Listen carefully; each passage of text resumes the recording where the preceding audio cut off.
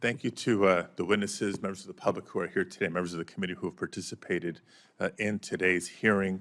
I do want to reiterate what Chairman Durbin announced a couple of times earlier in the hearing. And number one, that the document requests are into the administration for the additional information and data that's been discussed.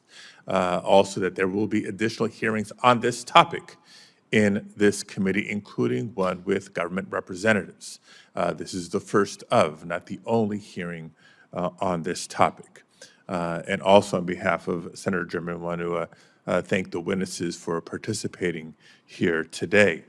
Now, one of the biggest concerns that I've had over the past several months, and again today, as I've listened to the testimony from our witnesses, is about accountability. Time and time again, I've seen a stunning lack of accountability and a willingness to pass the buck on something as outrageous as child labor exploitation. And let me be more precise.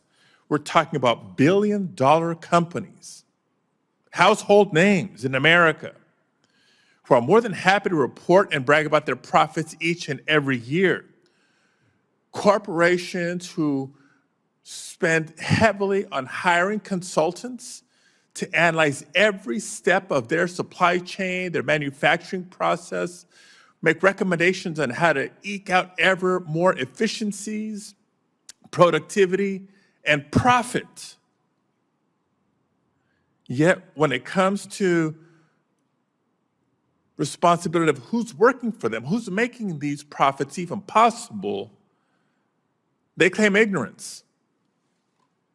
It's offensive that CEOs of these companies want us to believe that they don't know what's happening in their facilities or what's happening with suppliers or the contractors that they choose to employ.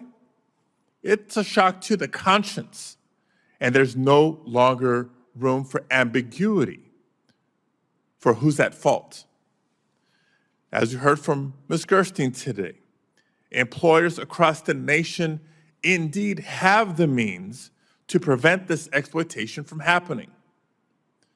But all too often, their choice to look away has become more profitable, and those profits have become their priority.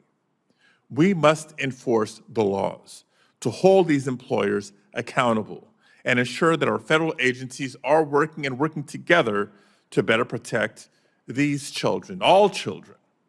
And it's clear that we must work together to enact some of the reforms mentioned here today to do better for their sake. With that, I thank you all once again. This hearing is adjourned.